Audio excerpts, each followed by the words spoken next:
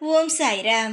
என் அன்பு செல்லமே, என்னுடைய தங்கமே, நீ ஏதாவது ஒரு விஷயம் பேசிக்கொண்டிருக்கும் பொழுது, ஒரு உறவினர்கள் மத்தியில் பேசிக்கொண்டு இருக்கும் பொழுது, திடீரென்று யாராவது ஒரு நபர், உன் நண்பனாக இருக்கலாம், இல்லை உறவாக இருக்கலாம், உன்னுடைய தகுதிக்கு தகுந்தது போல பேசு, உன்னுடைய அளவு என்று தெரியாமல் நீ எங்களிடமெல்லாம் பேசாதே, நீ பேசுவது எல்லாம் எங்களிடம் மரியாதையாக இருக்க வேண்டும், உன் தகுதி என்னவோ அதற்கு தகுந்தது போல் நடந்து கொள். இப்படியெல்லாம் தகுதியை வைத்து சிலர் பேசி மனதை காயப்படுத்துவார்கள்.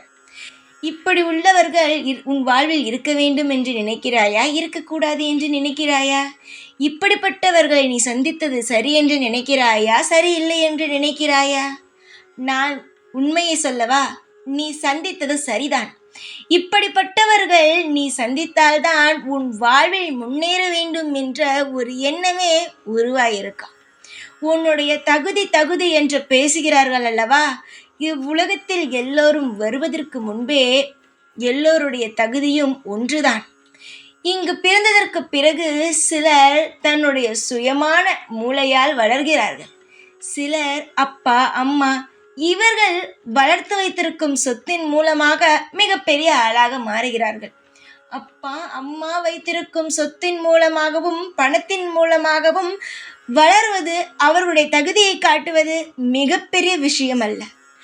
எப்பொழுது ஒருவன் கடினமாக உழைத்து ஆரம்ப காலகட்டம் பூஜ்ஜியத்திலிருந்து இப்பொழுது முன்னேறி கொண்டு இருக்கிறானோ அவன் மட்டுமே தான் அந்த வார்த்தையை சொல்ல வேண்டும்.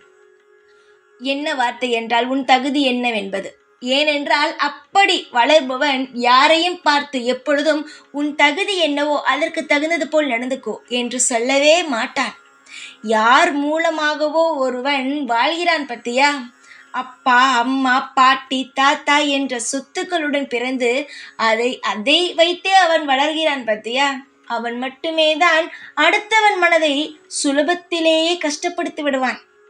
தங்கமே, உன்னை ஒரு நபர் இப்படி பேசிவிட்டான் என்பதற்காக நீ வருத்தப்படாதே.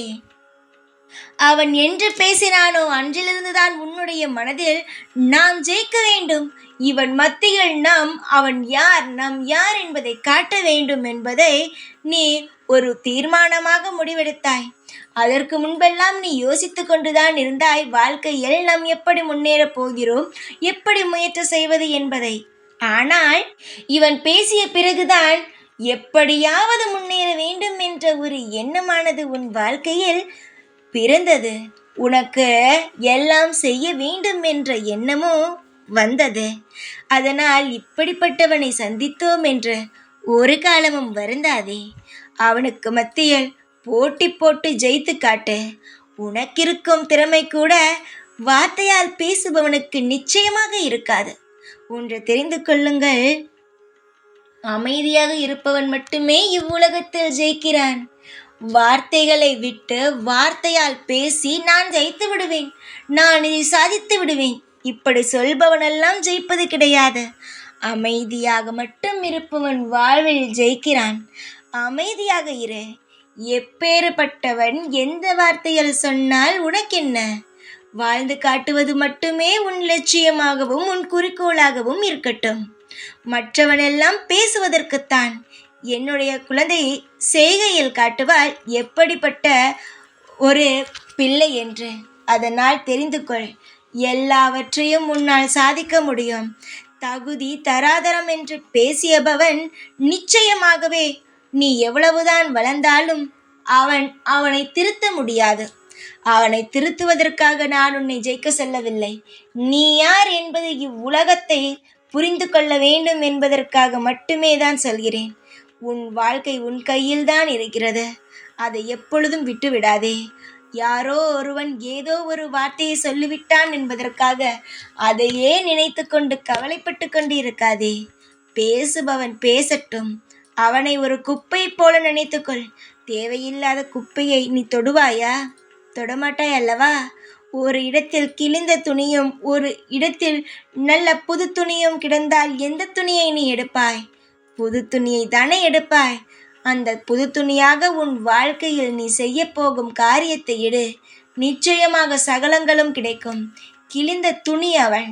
உன்னை பேசியவனெல்லாம் நீ ஒரு பொழுதும் நினைக்காதே. நினைத்தால் வாழ்க்கையில் முன்னேற முடியாது. நல்லதுக்காக சொல்கிறேன். நீ பல்லாண்டு காலம் எந்த ஒரு சீக்கு பிணியும் இல்லாமல் வாழ்க்கையில் நிம்மதியாக சந்தோஷமாக வாழ வேண்டும் என்று நான் ஒவ்வொரு நாளும் உனக்காக வேண்டிக் கொள்கிறேன். இந்த சாய் உன் அப்பா உனக்கானதை நிச்சயமாக உன்னிடம் தேடி வந்து சேர்ப்பேன். என்னுடைய பாதுகாப்பும் அனுகிரகமும் எந்நாளும் உன்னிடம் இருந்து கொண்டே இருக்கும். ஓம் சாய்ராம்.